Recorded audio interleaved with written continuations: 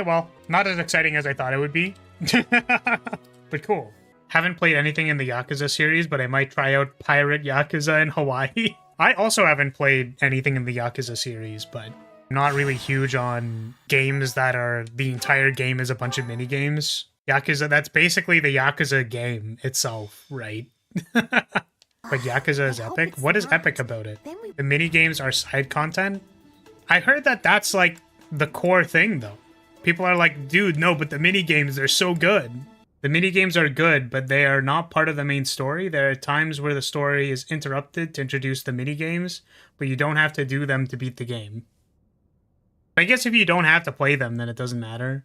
It's just that people say, like, oh, the minigames are super important because, like, they're awesome and, like, side stories and whatever. I don't actually want to do slot car racing, you know? When people, like, look at me as if I committed a war crime. I've never played Yakuza for its side content. It's the crime drama for why I play through the games. Sure. I think that that's real. It's just going to be my excuse until the end of time. That you don't need an excuse. You can just say you're not interested. I don't know why people on the internet can't just let people like or not like things. I think that people don't need to have a reason, and I agree with you there. I think the problem is that we have reasons and then people don't let those reasons be good enough.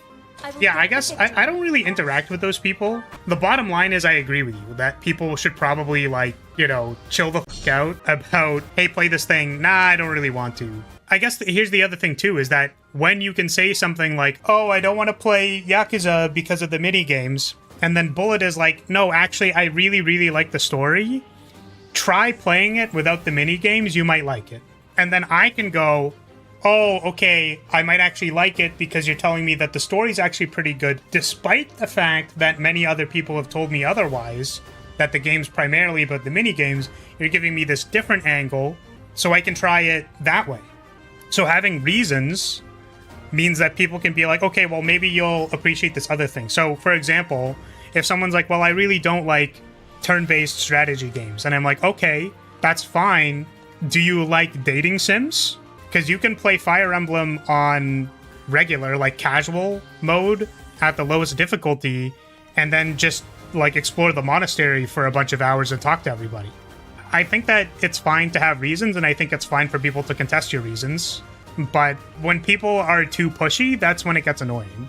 But the other thing, too, is that I'm a proponent for understanding that your reasons are like a hole you dig for yourself. So if you tell yourself, oh, well, I just don't like romance movies because they remind me of my past relationships. Well, I mean, why are you letting your past relationship dictate whether or not you can enjoy a romance movie? Like, that's the flip side. I'm not so ridiculous to say, just get over the baggage of your past relationship. Like, I'm not so rude as to say that. It's something that's worth talking about.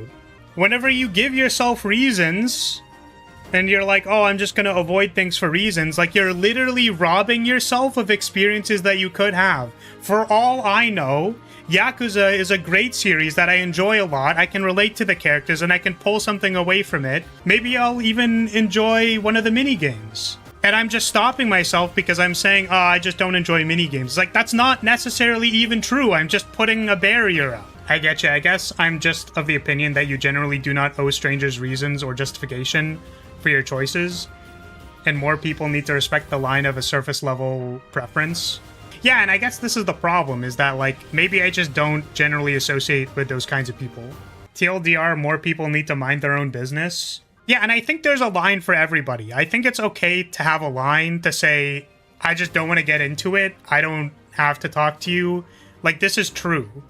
But also, I'm saying that at a deeper philosophical level, maybe you should question your own preferences more. Growing up, whether I should like video games, having all of my likes questioned all the time, maybe I would have been better off not questioning that. But overall, I think questioning it has led me in a good direction for, like, no, I do actually really like video games because they're a media that lets you express your own agency.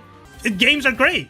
But, like, I wouldn't have gotten there if I just, like, never interacted with anybody. So it's a balance. I'm not saying you're completely wrong. I'm just saying that there's, like, a scale and a balance, and I think we're on the same page. I'm not actually disagreeing with you. I'm just getting louder, I guess. this is another aspect of it, which is that I think when you're given a reason, there are people who are like, well, that's not a good enough reason. Well, those people are assholes. Not necessarily, but I do think there is a balance between, you know, that's not a good enough reason, question yourself, and maybe we didn't need to look that deep. It's like a little bit of column A and a little bit of column B. Everything is a balance, okay? Everything is a little bit of column A and a little bit of column B. But, that being said, I think that there are some people who are too in column B and simply cannot understand when someone's like, listen, man, I just don't want to go to a romance movie. I'm sorry. What constitutes as an excuse? Anything the asker doesn't want to hear, regardless of validity. Well, if we want to have a valuable definition of an excuse, there's a lot of thoughts I have in my brain, and I am trying to think of how to explain this. So first of all, why is there a value judgment around excuses? That's the first problem. If the way that excuse is used normally is that they go, that's an excuse, I don't want to hear it, then I think that's the problem.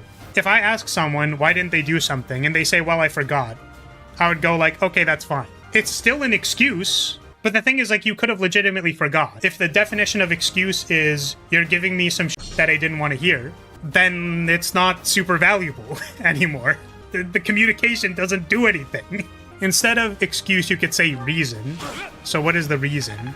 Well, yeah, when people don't think your reasons are valid, like, they're kind of being a piece of shit. Like, they're not being particularly understanding. Like, there can be some discourse around your reasons without it being that big of a deal.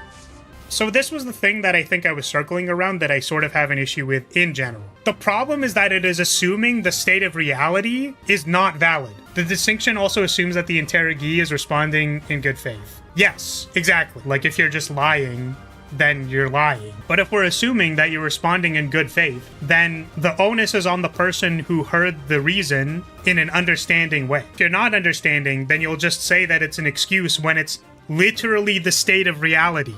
So if you go, okay, well, I forgot about it, and then they go like, that's an excuse, it's like, I don't know what to tell you. I literally forgot about it. It's not an excuse. That's just literally what happened.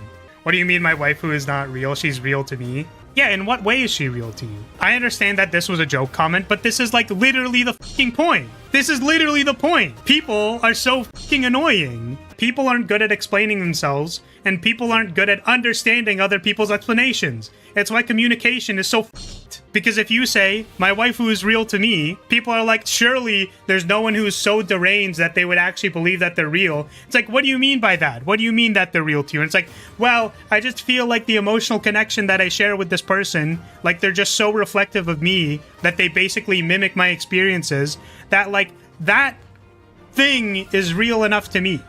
And then people are like, you're fucking crazy. It's like, why are we assuming that people who are responding in good faith are talking out of their ass? It is what it is. All right, are we done clip farming? Did we do it? Put the crest stones in the bag.